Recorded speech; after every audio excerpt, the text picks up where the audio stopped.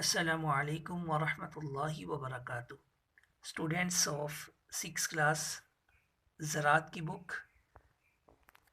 जिसका बेटा पहला चैप्टर पेज नंबर 1 से लेकर 5 तक आपके सिलेबस के अंदर शामिल है, वो हमने पढ़ा।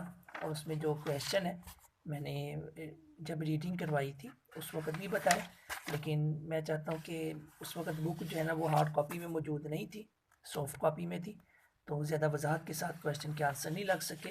तो मैं चाहता हूँ उन क्वेश्चन के आंसर ये आपको एक्सरसाइज में हल करवा रहा था। क्वेश्चन नंबर 1, 2, 3, 4, 5, 6 इनके तमाम जुज़ अलिफ बा जीम जो भी हैं, तो ये बेटा 6 तक मैंने आपको क्वेश्चन के आंसर के निशान लगवा दिए थे। तो आज मैं कोशिश करूँगा कि 7वां क्वेश्चन जो है ना, इसके जो 4 क्वेश्चन है, और बेटा ये जितने भी क्वेश्चन हैं अगर मैंने आपको रीडिंग करवाते हुए जो आपको अहम या इस जो है ना वो क्वेश्चन बताए थे, कुछ सवाल बोल के बताए थे, तो अगर इन्हीं एक्सरसाइज से रिलेटेड है तो आप उनको रिपीट नहीं लिखेंगे। अगर ये वाले क्वेश्चन जो आपकी एक्सरसाइज में मौजूद हैं आपने कॉपी के ऊपर नहीं लिखे जब मैंने रीडिंग करवाई थी, तो बेटा इन क्वेश्चन को आपने कॉपी के ऊपर लिखना होगा। मैं ये बार बार आपको कह रहा हूँ, आप ये ना कहिएगा कि सर आपने जब रीडिंग करवाई थी उस वक्त जो क्वेश्चन बताए थे हमने सिर्फ वही लिखे हैं तो एक्सरसाइज के नहीं लिखने।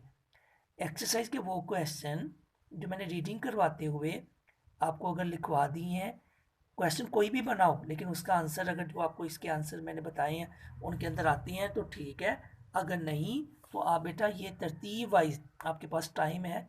ये ज़राअत का 3 दिन लेक्चर होता है, उसके बाद 3 दिन फ्री होता है, और आपका इस्लामियत का सिलेबस भी कंप्लीट हो चुका है, तो आप उस दिन इस काम को कर सकते हैं। आप ये ना कहिएगा कि ये क्वेश्चन बहुत ज़्यादा है किस तरह लिखने, आप डेली के 2-2, 3-3 लिख लें तो आपकी कंप्लीट हो जाएंगे। ठीक है बेटा, तो आज हम और बेटा इसके अंदर लॉन्ग क्वेश्चन 2 बनते हैं।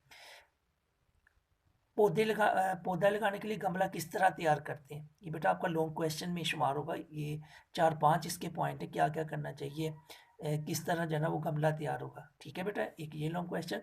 बीज उगाने के लिए क्यारी कैसे तैयार करते हैं, इसके 4-5 पॉइंट हैं। तो ये बेटा ये आपका लॉन्ग क्वेश्चन में आ जाएगा, क्योंकि आपको आपका जो पेपर पैटर्न है ना अप्रैल के सिलेबस का, तो बेटा उसके अंदर 2 लॉन्ग क्वेश्चन आएंगे 5-5 नंबर के, 10 नंबर की ये, और 10 शॉर्ट क्वेश्चन आएंगे 20 नंबर के, यानी 2-2 नंबर के। ये बेटा 30 नंबर का आपका टेस्ट होगा, 10 नंबर आपकी कॉपी के होंगे। जो आप कॉपी नीट वर्क काम जो है ना नोटबुक के ऊपर करते हैं ना, इसके 10 नंबर आपको मिलेंगे।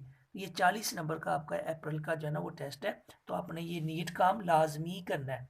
और 2 लॉन्ग क्वेश्चन बनते हैं, बीज उगाने के लिए क्यारी कैसे तैयार करें, पौधे उगाने के लिए गमला किस तरह तैयार करें, और एक सबसे ऊपर पके हुए बीज की अलामत या अच्छे और खालिश बीज की खसूसियात।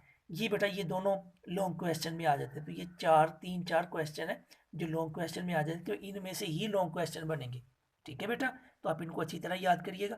आज पढ़ते हैं 7वां क्वेश्चन है, मुख्तसर जवाब तहरीर करें। सिर्फ यही नहीं है मुख्तसर, ये जो ऊपर भी बाजूज़ है छठे का या चौथे के जूज़ हैं वो भी शॉर्ट ही आंसर बन जाते हैं, लेकिन उन्होंने इजाफी कह लें या अलग से ये हेडिंग दे दिया मुझसे जवाब तहरीर करें। तो चलिए इनके निशान में आपको लगवा देता हूँ। बीज कैसे हासिल किए जाते हैं, पहला क्वेश्चन है 7वें क्वेश्चन का पहला जुज। तो पेज नंबर 2 निकालें बेटा। पेज नंबर 2 के ऊपर ये देखें, बीज कैसे हासिल किए जाते हैं, ये देखें, ये यहाँ से स्टार्ट हो रहा है यहाँ तक। बीज कैसे हासिल किए जाते हैं, पेज नंबर 2 के ऊपर। और ये बीज फूलदार जो पौधे होते हैं उनसे हासिल किए जाते हैं। मैं इसका क्वेश्चन, क्योंकि ये वाला जो है ना ये लॉन्ग क्वेश्चन आ जाता है, बीज इकट्ठा करने के लिए दर्ज झैल यानी क्या इकदामात किए जाएंगे। लेकिन बीज फूलदार पौधों के लिए बीज कैसे तैयार किए जाते हैं, तो ये है बेटा 7वें क्वेश्चन का अलिफ जूस।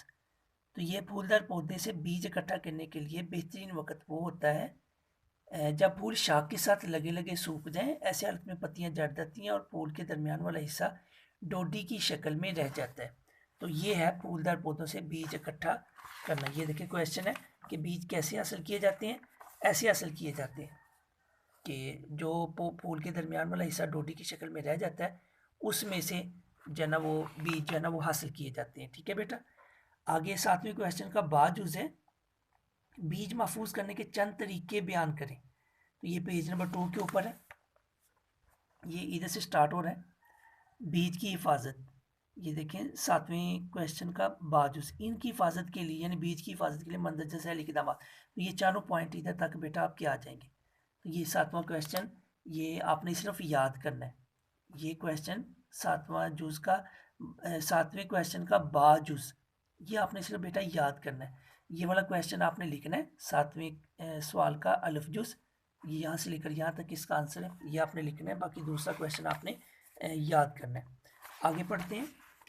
7वें क्वेश्चन का जीम जुज है, फूलदार पौधे किस चीज़ से हासिल होते हैं।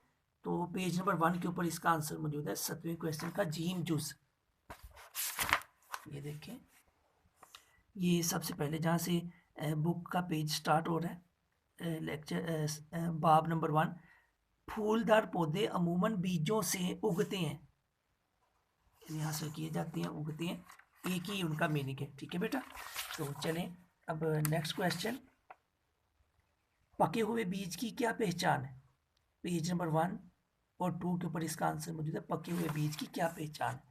तो ये बेटा यहाँ से स्टार्ट हो रहा है, अच्छे पके हुए बीज की इलामात, ये 3 पॉइंट पेज नंबर 1 के ऊपर है। ये देखिए 7वें क्वेश्चन का दाल जूस, 3 पॉइंट ये हैं और 1 पॉइंट नेक्स्ट पेज के ऊपर है। तो बेटा ये 7वें क्वेश्चन का दाल जूस, ये 4 पॉइंट ये आपने कॉपी के ऊपर लिखने। 3 क्वेश्चन आपने लिखने सिर्फ बीज की हिफाजत वाला 7वें क्वेश्चन का बाजूस जो है ना, ये आपने नहीं लिखना, ये याद करना है। बाकी 3 क्वेश्चन 7वें जूस के वो आपने बेटा कॉपी के ऊपर लिखने। 7वें क्वेश्चन का अलिफ जूस ये भी आपने लिखना है, बाजूस ये नहीं लिखना, ये सिर्फ याद करना है। बाकी जीम और दाल ये 7वें क्वेश्चन ये आपने कॉपी के ऊपर लिखने और याद करने। ठीक है बेटा, मैं उम्मीद करूँगा इंशाल्लाह आप याद भी करेंगे और कॉपियों के ऊपर लिखेंगे भी। वस्सलामु अलैकुम वरहमतुल्लाहि वबरकातुहू।